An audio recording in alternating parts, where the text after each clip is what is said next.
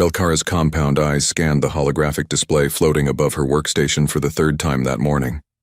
Something was wrong with the map, but she could not identify what bothered her so much. The Grand Archive of Consensus Prime held the most complete collection of stellar cartography in the known galaxy, and Velkara had worked among these ancient star charts for 5 years. She knew them better than most. The young Storie cartographer adjusted her chitinous wings and leaned closer to the display.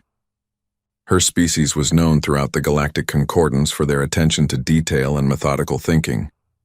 They made excellent archivists, scientists, and record keepers. Velkara had inherited these traits in abundance, which was why the anomaly troubled her so deeply. The map showed the Concordance in all its glory. 847 species, 50,000 light-years of explored space, thousands of star systems, trade routes, colonies, and outposts. Every section was carefully detailed with information that had been gathered over millennia. Every section except one. There, in the lower western quadrant of the map, sat a perfect sphere of nothing. No details, no survey information, no trade routes passing through it. Just a simple label in standard concordance script. Restricted human territory. Velkara had noticed it before, of course. Every cartographer who worked in the archive knew about the blank space. But today something had caught her attention while cross-referencing historical records. The human territory contained approximately 400 star systems. It was not a small area, and yet, every map in the archive, from the oldest to the most recent, showed it exactly the same way. Blank, restricted, unexplored. That made no sense. The Concordance had been mapping the galaxy for over 15,000 years. They had sent survey fleets to every corner of known space. They had detailed information about black holes, nebulae, asteroid fields, and empty void. But this region, which was supposedly home to a member species of the Concordance, had never been surveyed beyond its basic boundaries. Velkara pulled up the registration records for humans. Yes, there it was. Humanity had been a member of the Galactic Concordance for 2,043 years. They held full member rights. They paid their taxes. They engaged in trade. According to the records, they had a council seat and voting privileges just like every other species. But when had they last attended a council meeting? She searched through the records. The last recorded human presence at a Concordance gathering was 1,897 years ago. Nearly 2 millennia of silence, yet their membership remained active and in good standing. "You are staring at the empty space again," a voice said behind her. Velkara's wings fluttered in surprise. She turned to see her mentor, Kolvan, standing in the doorway of her workstation. The older Store's carapace had dulled with age, but his eyes were still sharp. "Master Kolvan," Velkara said, touching her forehead in respect. "I did not hear you approach." "You were focused," Kolvan said, moving closer to examine her display. His expression shifted when he saw what she was studying. "Ah, the human question. It does not make sense," Velkara said. "How can we have no information about an entire member species? How can 400 star systems remain unmapped for over 2,000 years?" Kolvan was quiet for a long moment. When he spoke, his voice was unusually soft. "Young one, there are some questions in this universe that have teeth. This question has swallowed entire curiosities whole." Velkara felt a chill run through her exoskeleton. "What do you mean?" "I mean that you are not the first to notice this anomaly," Kolvan said. He glanced around the archive as if checking for listeners. 3 researchers before you became interested in human space. 1 requested an immediate transfer to a colony world and never returned to cartography.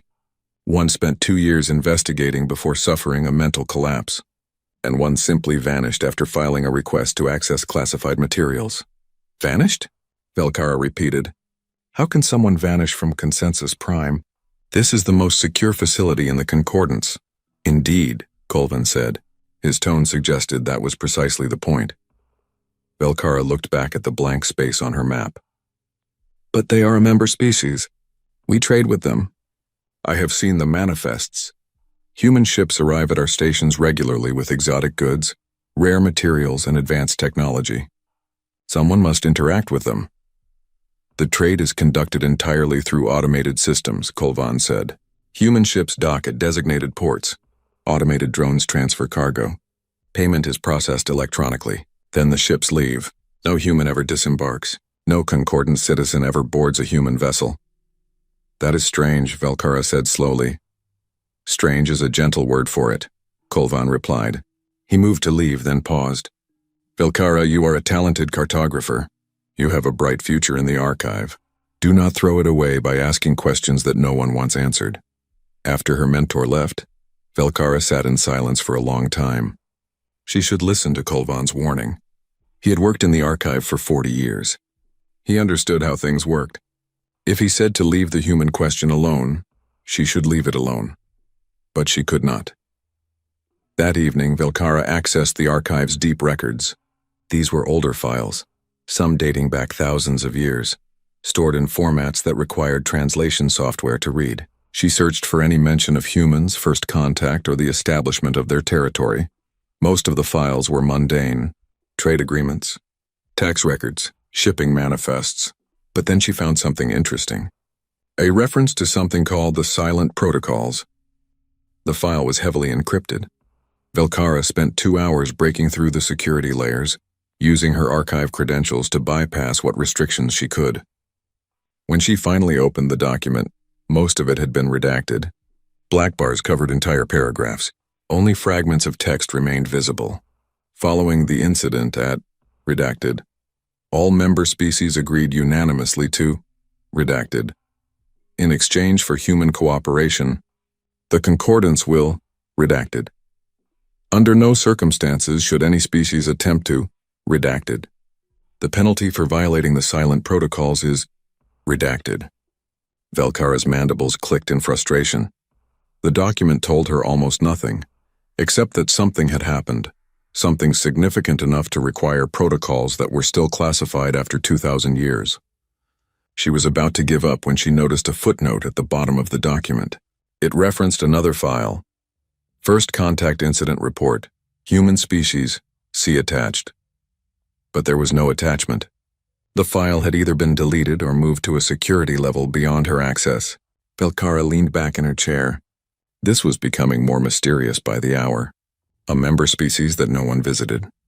Territory that was never surveyed. Protocols that demanded silence. And somewhere, a missing report that might explain everything. Over the next several days, Velkara could not let the mystery go. She found herself staying late at the archive, searching through databases and cross-referencing files. She learned that the concordance paid humans an enormous annual tribute. Resources, technology, territorial rights. The amount was staggering, more than most species contributed in taxes, but it was listed in the books as something called the quarantine tithe. Quarantine. That word suggested disease or danger, but humans traded freely with the concordance. Their goods passed every inspection. Their ships operated without incident. What were they quarantined from? Or what was the concordance quarantined from them? Velkara began to notice other strange things. In the archive's social areas, she heard whispers among the older staff. They spoke in careful language, but the message was clear. Do not ask about humans. Do not study their space. Do not question the empty maps. One elderly archivist, a Verdani named Dr. Mossali, pulled her aside one day in the cafeteria. I remember when they joined, the old scientist said quietly, his leafy fronds rustling with age. I was young then, barely out of my first growing season. The Council of Species held an emergency session. Every member species sent their highest leaders. The meeting lasted for 3 standard weeks, and it was completely closed to the public. No observers, no records, no media. What happened? Velkara asked, keeping her voice low. No one knows, Dr. Mossali said. But when they emerged, they passed the silent protocols unanimously. Every single species voted yes. I had never seen our leaders afraid before that day, but I saw it then. They were terrified. Of humans? Velkara asked. Of something, the old Verdani said. After that, human space was declared restricted. Maps were updated to remove all details, and everyone agreed never to speak of whatever had been discussed in that meeting. Velkara felt her carapace prickle with unease. But that was 2,000 years ago. Surely the reason for secrecy has passed. Dr. Mossali gave her a long look. Has it? The protocols are still active. The maps are still blank. And people still disappear when they ask too many questions. That night, Velkara made a decision. She would find answers, even if she had to break rules to do it. She began secretly copying files. downloading everything she could find related to humans or the silent protocols. She used her archive access to search restricted databases, always careful to cover her tracks. And then she found it. Deep in a corrupted data storage unit, among thousands of damaged files from ancient sensor arrays, she discovered a fragment of a transmission. It was a distress signal, old and degraded, but still partially readable. The timestamp marked it as 2011 years old, right around the time of human first contact. Velkara isolated the signal and filtered out the interference. The audio was broken and filled with static, but she could hear the words clearly enough. This is survey ship, position, edge of designated coordinates, static. They are not. We thought. Initial reports were more static. Request immediate. All ships. Stay away from. The voice rose in pitch, fear clear even through the distortion. They're not what we thought. The transmission ended abruptly. Velkara played it 3 more times, but there was nothing else. Just those final words cut off mid-sentence. They're not what we thought. They're what? Velkara saved the file and sat in the darkness of her workstation, listening to the ambient sounds of the archive around her. Somewhere in this building were answers. Somewhere in human space was the truth. But both were locked away behind walls of silence and fear. She thought of the 3 researchers who had investigated before her. One fled, one went mad, one vanished. Was that her future if she continued? Would she become another cautionary tale whispered about in the archives? Probably, but Velkara was Sithari, and her species did not leave questions unanswered. She would find the truth about the humans no matter what it cost. She would learn why the maps stopped at their borders and why silence followed anyone who questioned, even if the answer destroyed her. She just did not realize how right that fear would turn out to be. Velkara knew she could not continue her investigation alone. She needed help, but finding trustworthy allies was dangerous. Anyone she approached might report her to the authorities. Still, if she wanted answers, she would have to take the risk. She decided to start with Dr. Masali. The elderly Verdani had already shown interest in the human question, and his advanced age might make him more willing to take risks. He had less to lose than younger scientists. She found him in the botanical section of the archive, where living databases stored information in genetic code within specially cultivated plants. Dr. Masali tended these plants with the care of a gardener, his leafy body swaying gently as he worked. Dr. Masali, Velkara said quietly, checking to make sure they were alone. I need to speak with you about something sensitive. The old Verdani turned, his ancient eyes examining her carefully.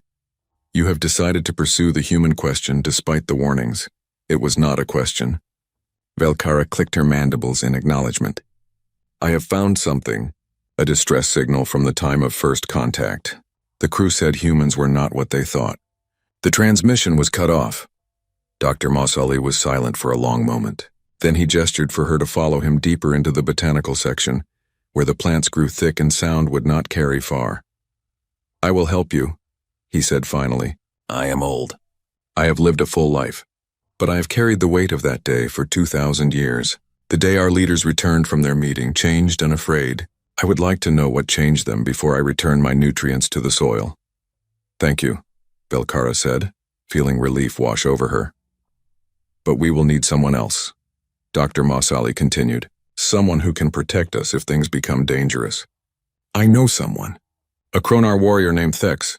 He works as security in the lower levels of the archive. He is honest and curious. 2 traits his people do not always combine. They found Thex at his post near the restricted materials vault. The Kronar stood nearly 3 meters tall, his scaled body armored with natural plates of bone. His species were known as fierce warriors, but they also had a strong sense of honor that made them reliable allies. Velkara explained what she had discovered. Thex listened without interruption, his vertical pupils narrowing in thought. This sounds like a conspiracy, Thex said when she finished. A massive cover-up spanning 2 millennia. Why would every species in the Concordance agree to hide information about humans? That is what we need to discover, Velkara said. Thex rumbled deep in his chest, a sound of consideration. My people value truth. We do not hide from knowledge even when it is dangerous. I will help you. But if we do this, we must be thorough. Half-truths are more dangerous than complete ignorance. With her team assembled, Velkara began a more systematic investigation. Dr. Mossali used his decades of connections to access files that were technically available, but practically hidden through bureaucratic complexity. Thex used his security clearance to enter restricted sections and observe patrol patterns.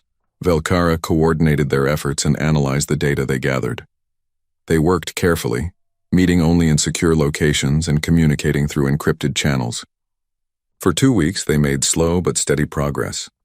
Dr. Mossali discovered financial records showing the enormous tribute paid to humans.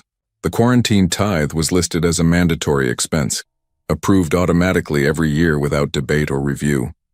The amount was staggering. In resources alone, the concordance provided humans with enough raw materials to build hundreds of ships annually. But why? Velkara asked as they reviewed the documents in Dr. Mossali's private quarters. What do we receive in exchange? Nothing, Dr. Mossali said. Or rather, we receive their absence. Look at the treaty language. We pay them to remain in their space, to limit their trade, to interact with us only through automated systems.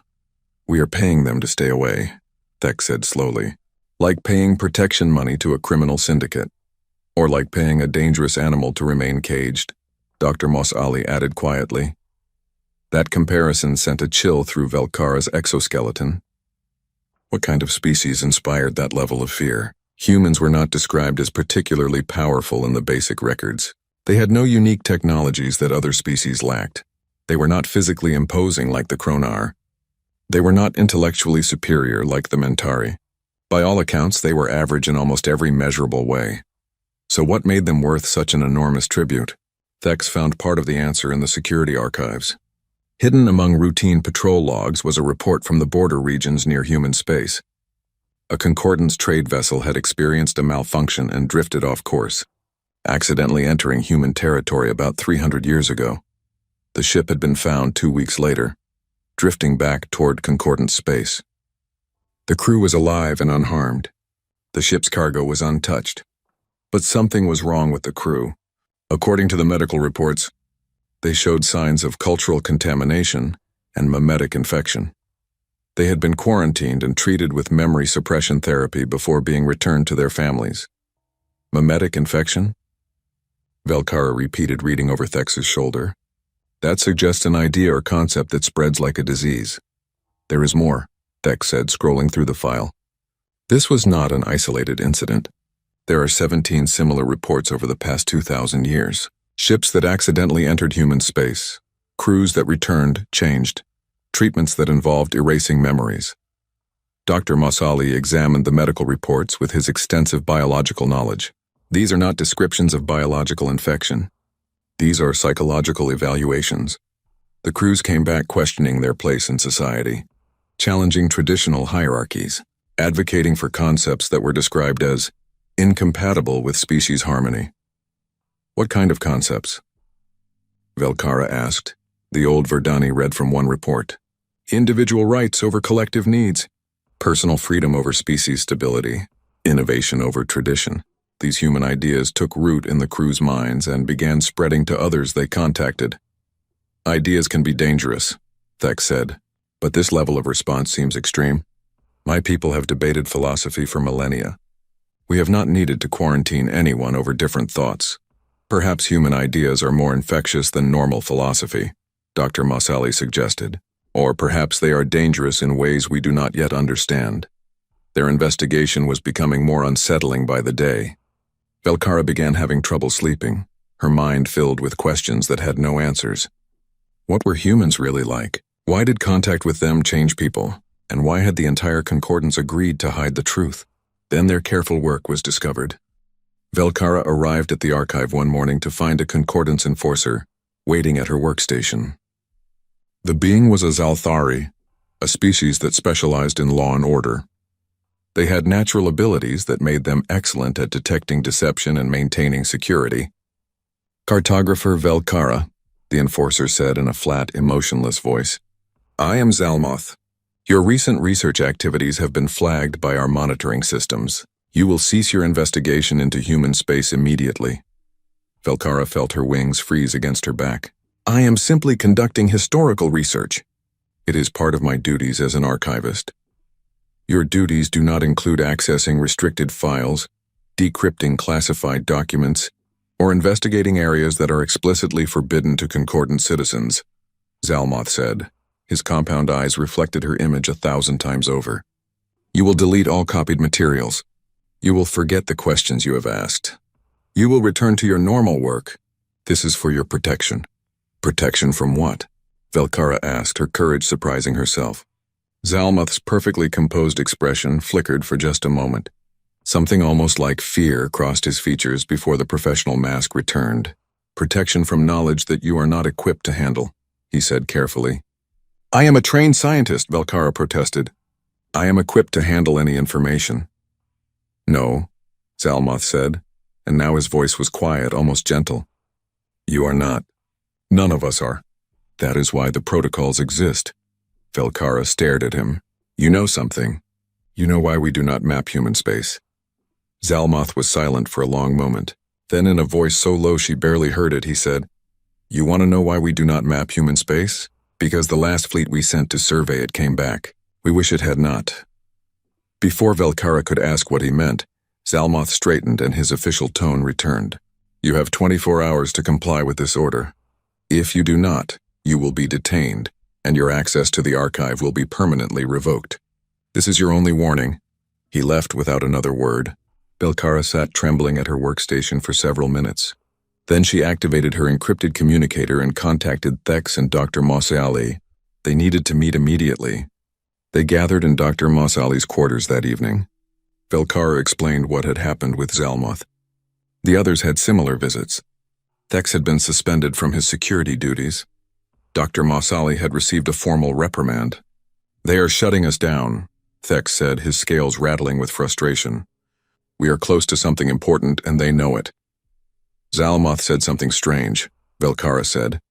He said the last survey fleet that went to human space came back, and the Concordance wished it had not. What could that mean? Dr. Mossali's fronds drooped with concern.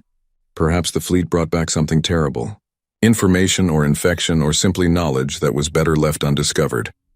They sat in silence, each processing the implications. Their investigation had reached a dead end. The authorities were watching them now. Any further research would result in arrest or worse, unless they took drastic action. There is one way to get answers, Velkara said slowly. The idea had been forming in her mind for days, but she had been afraid to voice it. We could go there. We could travel to human space ourselves. Thex and Dr. Mossali stared at her. That is forbidden, Dr. Mossali said. It would be a direct violation of the silent protocols. The penalties are severe. The penalties are unknown, Velkara corrected. That section of the protocols was redacted. But yes, it would be extremely dangerous. It would also be impossible, Thex said. How would we get a ship? Where would we go? The entire region is restricted. Automated defenses would stop us before we got close. Maybe, Velkara said. Or maybe those defenses are designed to keep humans in, not to keep us out. Maybe they want the restriction to seem impassable so that no one tries. Dr. Mossali tilted his head in thought. You are suggesting the barrier is psychological rather than physical. I am suggesting we will never know unless we try, Velkara said. The next morning, Velkara went to her workstation and found it locked. Her credentials had been revoked. A message on the screen informed her that she was suspended pending an internal review. When she tried to leave the archive, security stopped her. She was not under arrest, they said, but she was not to leave the facility without permission. That was when she knew they had no choice. That night, with Thex's help, they broke into the archive's private hangar bay. Dr. Mossali used his decades of experience to disable security systems, while Thex handled any physical obstacles. They stole a small research vessel, one that was marked for decommissioning and would not be immediately missed. As they powered up the engines and lifted off from Consensus Prime, alarms began to sound. Security ships would be scrambled within minutes. They had only a small window to escape. Thex plotted a course to the edge of human space, the coordinates from Velkara's historical records. The ship jumped to faster-than-light travel just as pursuit ships appeared on their sensors. They had committed themselves now. There was no going back. They would find answers at the border of human space, or they would become another cautionary tale. Perhaps both. As they traveled through the distorted space of FTL, Velkara looked at her companions, an elderly scientist seeking closure, a warrior seeking truth, and herself, a young cartographer who could not leave mysteries unsolved. They were probably going to die, but at least they would die knowing the truth, or so she hoped. The journey to the edge of human space took 3 days. During that time, Velkara, Thex, and Dr. Mossali took turns monitoring their instruments and watching for pursuit ships. None came. Either the Concordants had not yet tracked their course, or they were being allowed to proceed. Neither possibility was comforting. On the 3rd day, their sensors detected the boundary marker. Thex brought the ship out of FTL travel, and they drifted in normal space, staring at what appeared to be empty void, but it was not empty. In the center of their view screen floated a single automated beacon. It was ancient, its hull showing signs of exposure to cosmic radiation for centuries or longer, but it still functioned, broadcasting on all standard frequencies. Velkara activated the ship's communication system. The beacon's message came through immediately, clear and strong. The voice was artificial, speaking in perfect concordant standard.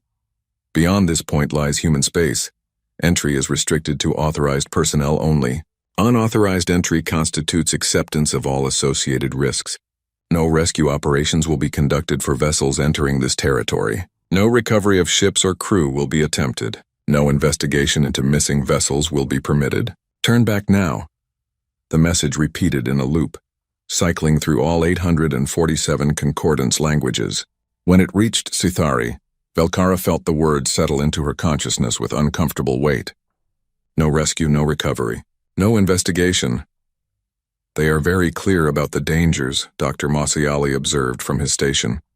They want people to be afraid, Thex said. Fear is an effective barrier.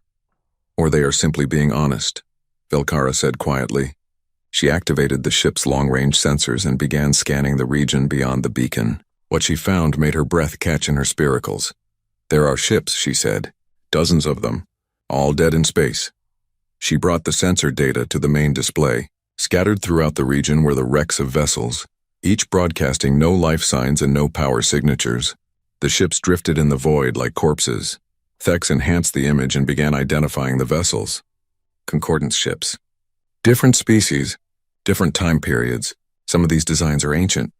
He paused, examining one particular signature. This one is over 1,800 years old based on its hull configuration. They have been here since the beginning, Dr. Mossali said softly. Since humans first joined the Concordance, every ship that entered and never returned. Velkara felt her exoskeleton grow cold. The beacon had not been lying. Ships entered human space and did not come back, but they had not been destroyed. They simply stopped, drifting forever at the threshold of human territory. We should board one, Velkara said. We need to know what happened to them. That seems extremely unwise, Dr. Mossali said, though his tone suggested he agreed it was necessary. Thex was already moving to the pilot's station. I will take us to the nearest one, a survey ship by its configuration. It has been here for approximately 1,847 years. They approached the derelict carefully. The ship was intact, showing no signs of damage or weapons fire. Its hull was discolored from centuries of exposure to space, but the structure remained sound. There were no breaches, no explosions, no evidence of what had killed it. Thex matched their velocity and brought their ship alongside the derelict. They extended the docking tube and secured the connection. The ancient airlock accepted their codes without difficulty. Life support systems activated automatically, powered by emergency batteries that had somehow maintained their charge for nearly 2 millennia. That should not be possible, Dr. Mossali said, examining the power readings. Those batteries should have depleted centuries ago. Someone has been maintaining them, Velkara said. Or something has. They put on environmental suits and crossed through the docking tube. The moment Velkara stepped into the derelict ship, she felt wrongness settle over her like a physical weight. The ship was too quiet, too still. Not the stillness of death, but the stillness of waiting. The interior was pristine. No debris, no signs of struggle. The corridors were clean and well lit from the emergency systems. It looked like a ship that had simply stopped mid-journey and never started again. They found the crew on the bridge. 8 beings from different species sat at their stations, perfectly preserved by the cold of space and the ship's maintained life support. Their eyes were open. Their hands rested on their controls. But they were not alive. They had not been alive for nearly 2,000 years. Yet there was no decay. No decomposition. They looked as though they had simply frozen in place, consciousness gone but bodies intact. "This is not natural," Thex said, his warrior's instincts making him reach for his weapon. Something did this to them. Dr. Mossali approached one of the bodies carefully, scanning it with his portable equipment. There is no physical trauma. No toxins, no pathogens. Their biological systems simply stopped, as if someone turned off a switch. Velkara moved to the ship's computer and accessed the logs. The system responded instantly, showing her the final entries from the ship's captain. She read them aloud. Day 47 of survey mission. We have entered the designated coordinates for human space mapping. Initial scans show 3 habitable planets in this system. We are proceeding to the 3rd planet for detailed survey. Day 48. The 3rd planet shows clear signs of human habitation. Cities, agriculture, technology. They match the expected development level. We are being hailed by human communications. Day 49. First contact protocols initiated. The humans are welcoming. They have invited us to land and exchange information. This is exciting. They seem friendly and curious about us. We are preparing to accept their invitation. Day 50. Landing in the human settlement designated as New Providence. The town is beautiful. Clean streets. Happy people. Human children are playing in parks. They wave at us as we pass. We are being escorted to a meeting facility. Day 50. Second entry. The meeting went well. The humans are charming hosts. They have shown us their technology, their culture, their art. They are not what we expected. They are more welcoming, more open. They have invited us to tour their facilities and learn about their society. The captain has agreed. This is a wonderful opportunity for understanding. Day 50. Third entry. We have been touring for 6 hours. The humans have shown us everything. Their schools, their hospitals, their factories, their homes. They answer every question with patience and detail. They want us to understand them. They want us to truly see what they are. Day 50. Fourth entry. We are returning to the ship now. The humans have been such gracious hosts. They have given us gifts and data files. They have expressed hope that our species can work together. The captain is satisfied with our findings. We will compile our report and return to Concordance space. Day 50. Final entry. We have departed the planet. Systems are functioning normally. Crew is healthy, but something feels different. I cannot explain it. It is as if something has changed in how I perceive things. The others report similar sensations. Perhaps we are simply tired from the long day. We will rest and continue tomorrow. There were no more entries after that. Velkara looked at the frozen crew, their eyes still open, still staring at displays that had long since gone dark. They had landed on a human world. They had made contact. They had been welcomed, and then they had come back to their ship and simply stopped. They were not killed, Dr. Mossali said slowly. At least not in any conventional sense. Something happened to them during that visit. Something that made them cease to function once they returned. The humans did something to them, Thex said, his voice hard with anger. Some kind of weapon or trap. Perhaps, Velkara said. Or perhaps the humans showed them something. Something that changed them in a way that was incompatible with life. They searched the rest of the ship but found nothing more. The cargo holds contained the gifts the humans had given them. Samples of human art, technology, cultural artifacts. All perfectly preserved. All perfectly ordinary. They moved to another derelict. And another. Each one told a similar story. Ships that had entered human space. Crews that had made contact. Beings that had stopped functioning shortly after. In one ship they found a personal log from a Kronar warrior that had been set to record continuously. The video file was still intact after centuries in cold storage. Velkara activated it. The display showed the interior of a shuttle descending toward a human planet. The crew was excited, talking among themselves about the upcoming first contact. The planet below looked like paradise with blue oceans and green continents. They landed in a human city that looked like it had come from a pleasant dream. Buildings of glass and metal, gardens and parks, clean streets with humans walking peacefully. Children played. Music drifted through the air. A human female approached the shuttle. She was middle-aged by human standards, wearing simple clothes and a warm smile. "Welcome," the human said in perfect concordant standard. "We have been expecting you. Please come inside. We have so much to show you." The crew followed her. They walked through the city, and the human explained everything. She showed them schools where human children learned, hospitals where the sick were healed, factories where goods were produced, homes where families lived together. She answered every question. She hid nothing. She was patient and kind and thorough. The video continued for 3 hours. 3 hours of touring, 3 hours of explanations, 3 hours of seeing human society from the inside. And gradually, Velkara began to feel something wrong about what she was watching. The human was not threatening. She was not manipulative. She was simply being honest. She was showing them exactly what humanity was, with complete transparency. But there was something in that honesty that felt dangerous. Something in the openness that felt like a trap, even though no trap was being set. The tour ended. The crew returned to their shuttle. They thanked the human host. She smiled at them. "Safe travels," the human said. "And please do not come back." It was not a threat. It was advice, gentle and genuine. The shuttle took off. The crew was quiet, processing what they had seen. They returned to their ship. They entered the airlock. They moved to their stations. And then, one by one, they stopped. Their eyes remained open. Their bodies remained upright. But the consciousness behind those eyes simply ceased, like a light being switched off. The video continued recording for another 6 hours, showing the motionless crew before the system finally ran out of memory and stopped.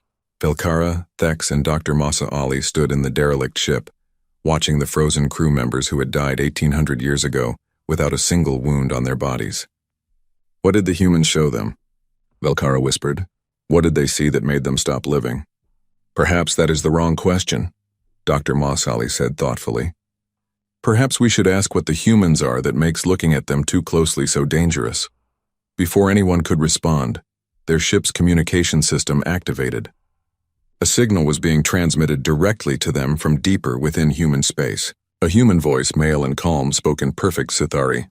"Velkara of the Sithari, Thex of Kronar Prime, Dr. Mossali of Verdana, you have come far enough. You have seen enough.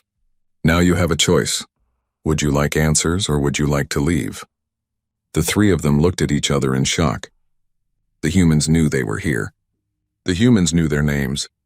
The humans were offering them exactly what they had come for. Answers. Velkara thought about the empty-eyed corpses surrounding them. She thought about the warning beacon. She thought about 2,000 years of silence and fear. She thought about the truth waiting for them in human space.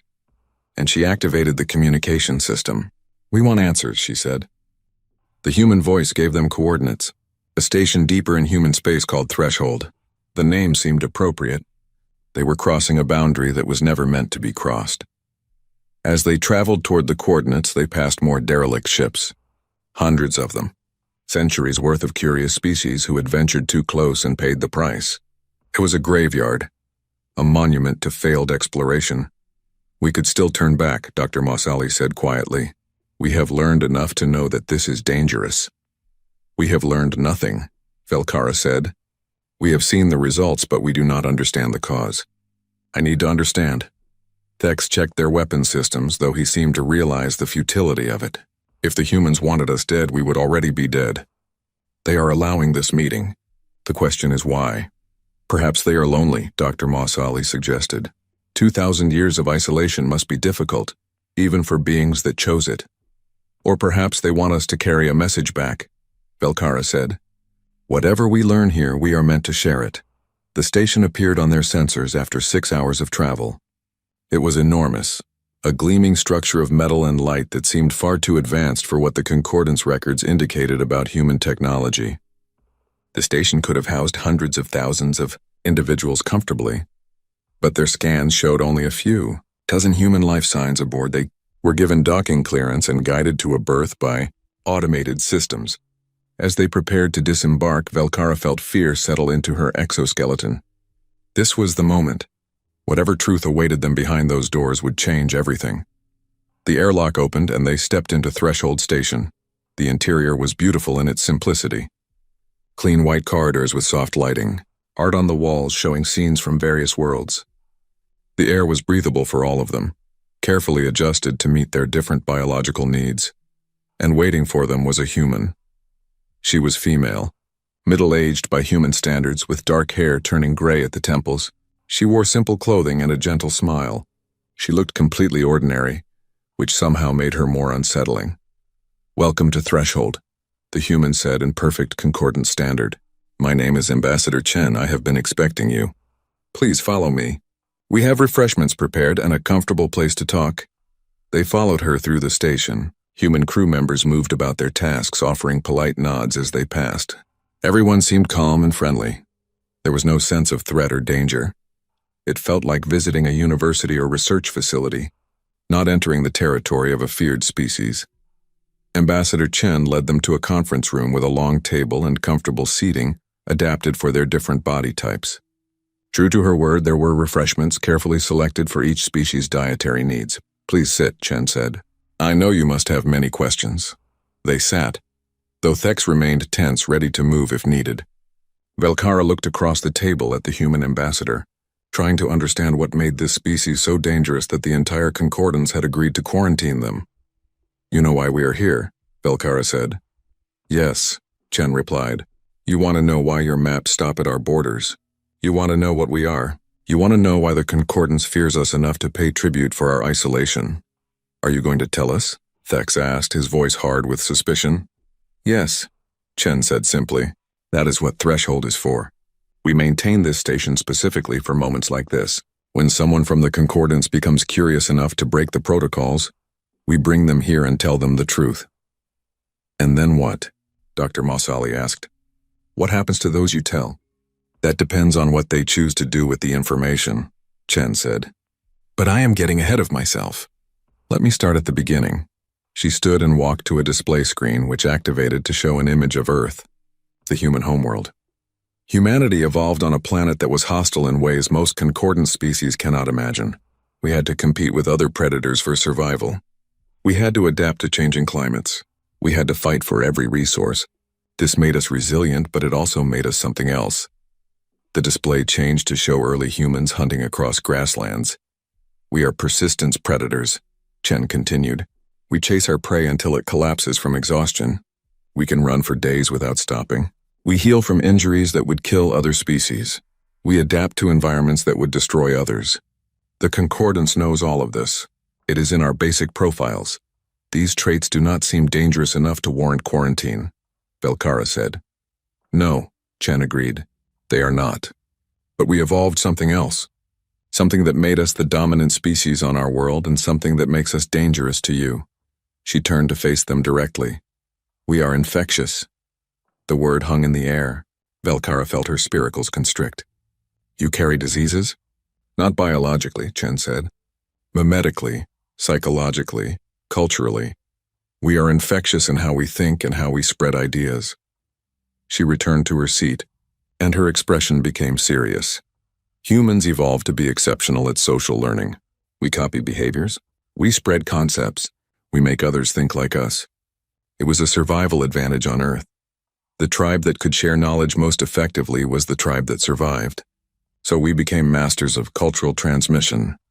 Dr. Mossali leaned forward, his scientific curiosity overcoming his fear. "Many species share knowledge. This is not unique to humans." "True," Chen said. "But humans do it differently.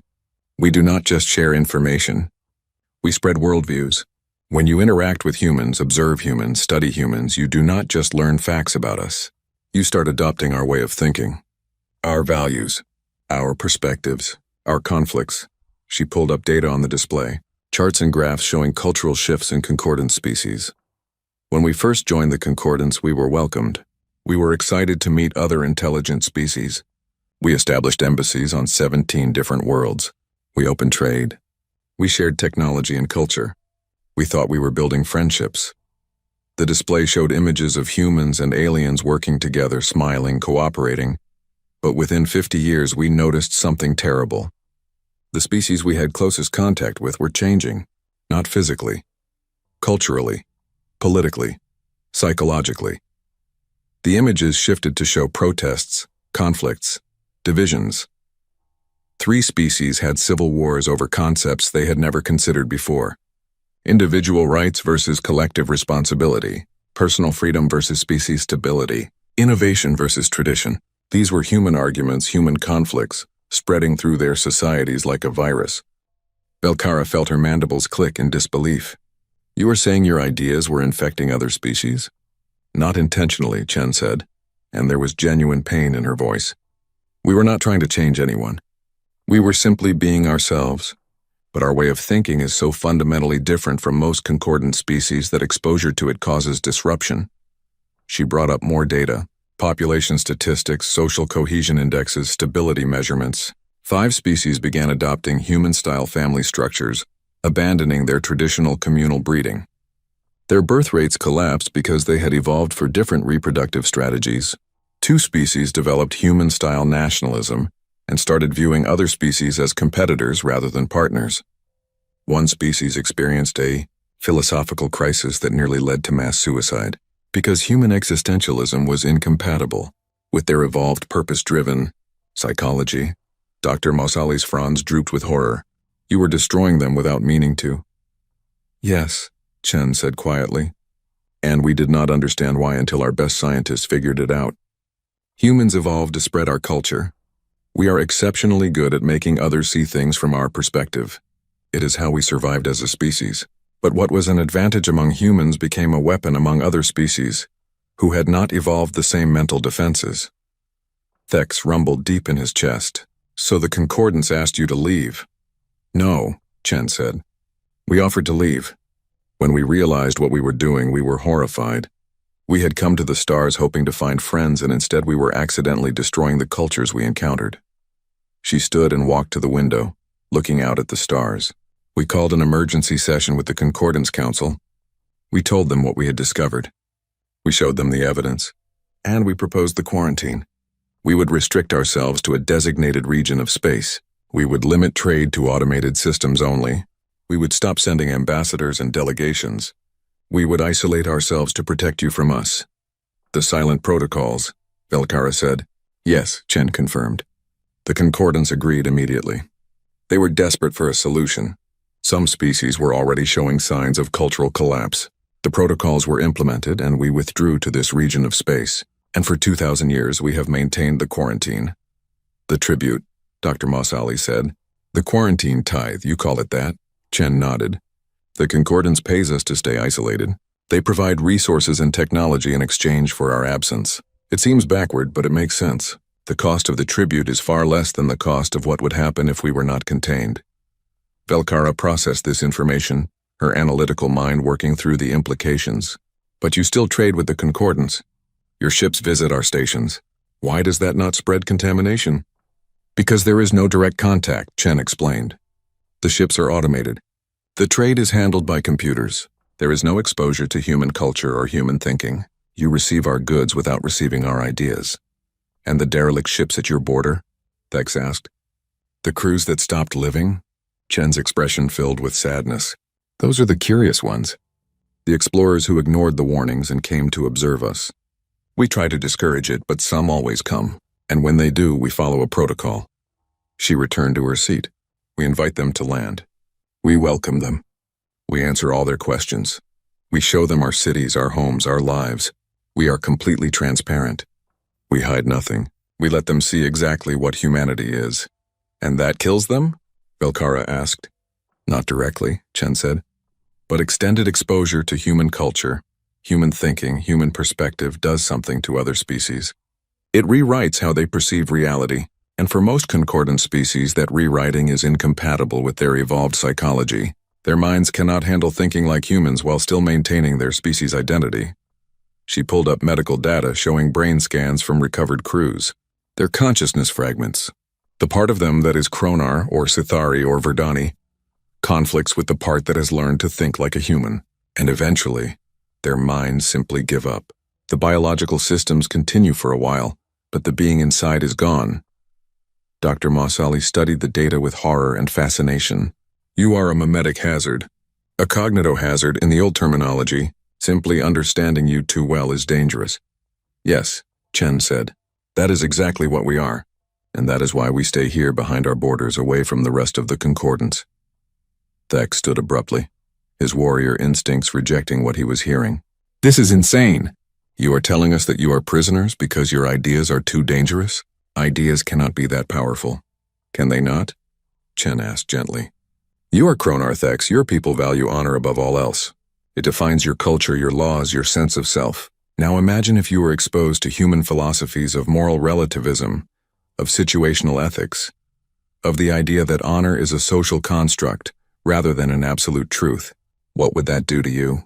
Thex opened his mouth to respond, then closed it. Velkara could see the conflict in his eyes. Even hearing the concept described was affecting him.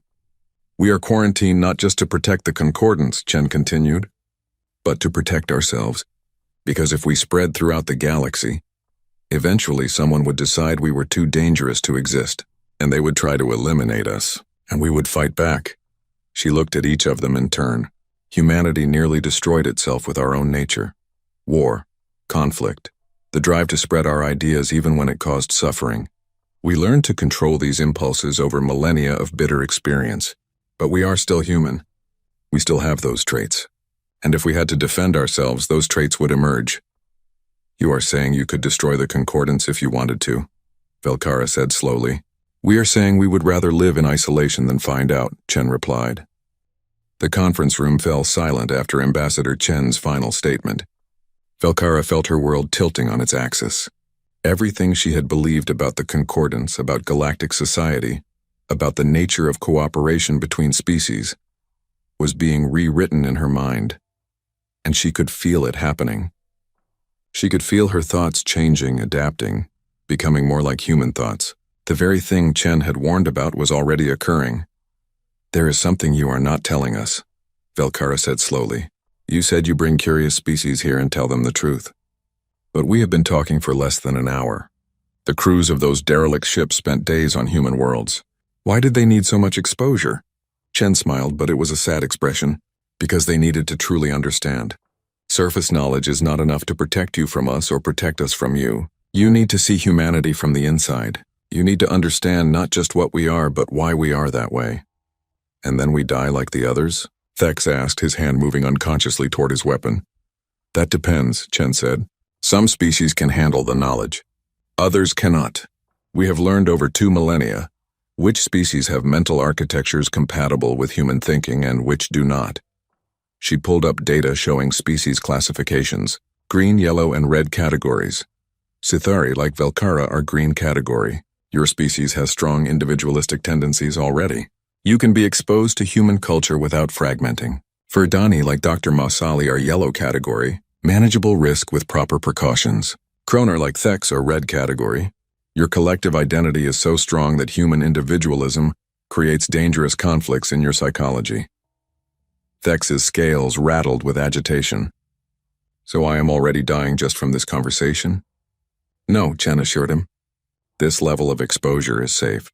It is only prolonged immersion that causes problems for red category species.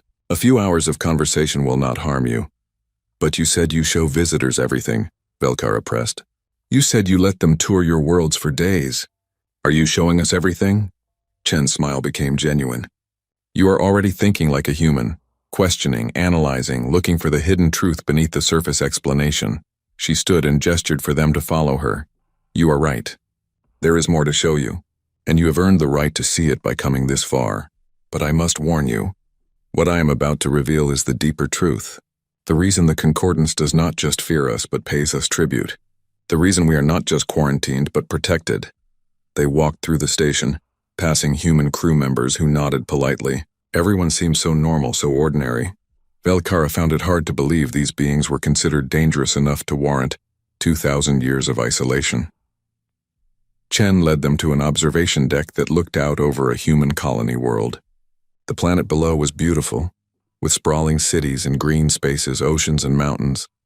The kind of world any species would be happy to call home. "Look at that planet," Chen said. "What do you see?" "A thriving civilization," Dr. Masali said. "Peace and prosperity," Thex added grudgingly. "I see humans living the way they evolved to live," Velkara said. "Yes," Chen agreed. And that is the deepest truth about humanity.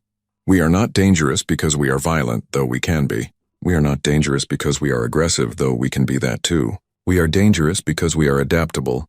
She turned to face them. Every other species in the concordance evolved for specific ecological niches. Your bodies, your minds, your cultures, all optimized for particular environments and social structures. You are specialists. Humanity is different. We are generalists. We can survive almost anywhere. We can adopt almost any lifestyle. We can change our culture fundamentally while still remaining human. The display shifted to show images throughout human history. Hunters in jungles, farmers in fields, sailors on oceans, builders in cities, explorers in space. This adaptability made us dominant on Earth. But it also means that when we encounter new ideas, new technologies, new ways of thinking, we absorb them, we integrate them, we make them part of human culture, and then we spread them. You are cultural parasites, Dr. Masiali said, then immediately seemed horrified by his own words. Forgive me, I did not mean— It is accurate, Chen said without offense. Though we prefer to think of ourselves as cultural sponges, we absorb and spread, and that is why we are not just quarantined. That is why the concordance pays us tribute. That is why the silent protocols are so strict. She pulled up economic data, technological development charts, cultural evolution patterns. In the 50 years before we self-quarantined, we were already changing the concordance, not just the species we had direct contact with, all of them. Human art was influencing alien art. Human philosophy was being discussed in alien universities. Human political structures were being analyzed and sometimes adopted. You said 5 species had civil wars, Velkara noted. Yes, Chen confirmed, but 17 species had peaceful revolutions. Societies that had been stable for millennia suddenly demanded change. Not because we told them to change, because they saw how humans did things and decided they wanted something similar. Dr. Masali's fronds rustled with sudden understanding. You were not destroying the concordance. You were transforming it.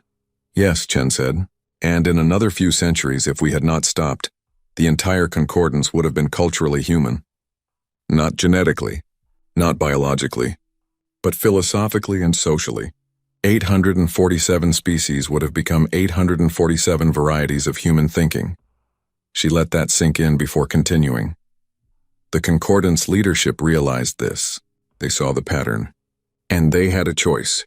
They could try to fight the change, which would have led to conflict and possibly war. They could accept the change, which would have meant the end of their individual species identities. Or they could pay us to stop.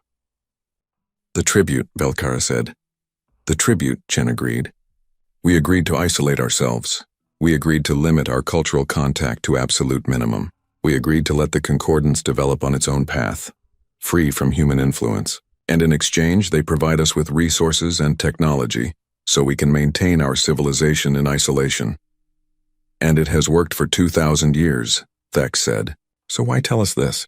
Why risk the contamination starting again? Shen walked back to the window, looking down at the human world below. Because isolation has costs, she said quietly. We have been alone for 2 millennia. A few thousand worlds cut off from the rest of the galaxy. We miss the contact. We miss learning from other species. We miss being part of something larger than ourselves. But you chose this, Dr. Masali said. We did, Chen agreed. But every generation of humans grows up knowing that there are 846 other intelligent species in the galaxy that we can never meet, never talk to, never learn from. It is a special kind of loneliness. She turned back to them. And that is why we maintain threshold. That is why we talk to the curious ones who break through the protocols. Because we need to know that someone out there understands. That someone knows we are not monsters or threats. That someone knows we chose isolation to protect you, not to threaten you. Velkara felt something shift in her chest, an emotion her species did not normally experience. Sympathy, empathy, understanding for a species that had sacrificed its freedom to protect others. Human emotions. Human thinking, it was happening already. What happens now? She asked. You have told us the truth. You have given us understanding. What do we do with it? Chen returned to the conference table and pulled up a document. The choices they would have to make. You have 3 options, she said. First, you can return to concordance space with your memories intact. You will face arrest and interrogation. You will probably be silenced in some way, though we hope not killed. This is the dangerous option, but it allows you to try to spread the truth if you dare. She highlighted the second option. Second, you can accept voluntary memory suppression. We will erase your memories of this visit. Make it seem like you turned back at the border. You can return to your normal lives. The investigation ends. You live without consequences. She highlighted the third option. Third, you can stay here. Join the Human Liaison Program. Help us maintain the boundary. Work at Threshold. Talking to future curious species who break the protocols. Never go home again. The three of them looked at each other. Thek spoke first. I will stay. Someone needs to guard the boundary. Someone needs to understand both sides. I am a warrior. This is a fight worth fighting, even if it is fought with words instead of weapons. Dr. Mossali considered for a long moment. I will accept the memory suppression. I'm old, I do not have many years left. I would like to spend them with my people, in my gardens, without carrying this burden. Let me die in peace. He looked at Velkara, and his ancient eyes were understanding. But someone needs to remember. Someone needs to think about these questions, even if it is dangerous. Velkara knew what her choice would be before she consciously made the decision. She was Sitari. Her species did not leave mysteries unsolved. They did not hide from difficult truths. I will return with my memories intact, she said. I will face whatever consequences come. And if I can, I will make others understand. Chen nodded as if she had expected these answers. Then we will make the arrangements. Dr. Mossali, we will ensure your memories are suppressed gently.